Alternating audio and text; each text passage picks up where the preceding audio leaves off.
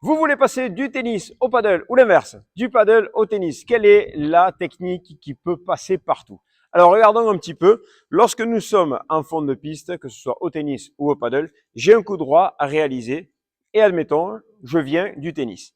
Eh bien, regardez un petit peu la technique. Si je la fais au ralenti, la technique du coup droit de tennis serait de tirer le coude vers l'arrière avec cette raquette dans ce sens-là, la raquette qui descendrait en bas, qui remonterait très haut, qui traverserait la balle, plutôt même vers l'avant.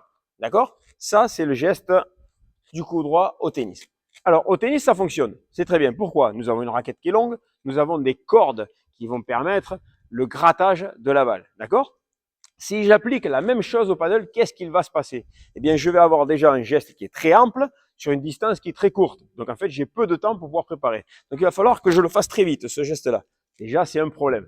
Deuxième chose, c'est que la raquette est plus courte et je n'ai pas de corde. Donc, en fait, au moment où j'ai frappé la balle, ça va être difficile d'arriver à négocier une bonne puissance, une bonne vitesse pour que la balle rentre dans le terrain. D'accord? Donc ça, c'est compliqué à négocier. Et troisième chose, cette grande amplitude va faire eh bien, que mes balles vont partir très vite et certainement vont rebondir très haut sur la vitre derrière.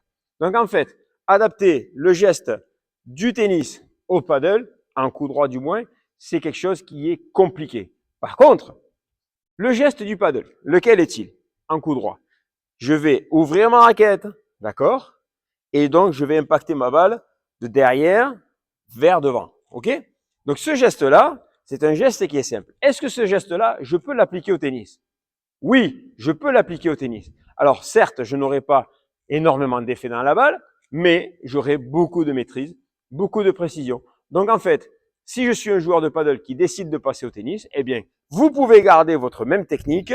Vous verrez que vous passerez beaucoup de balles et, eh bien, ce sera agréable pour vous de jouer au tennis. Par contre, désolé pour les joueurs de tennis qui passeraient au paddle, si vous gardez la même technique, vous allez vous retrouver dans des situations inconfortables. Vous allez mettre beaucoup de rythme dans la balle, vous allez faire beaucoup de fautes et vous allez surtout permettre aux adversaires de vous contre-attaquer. C'est pas ce qu'on cherche.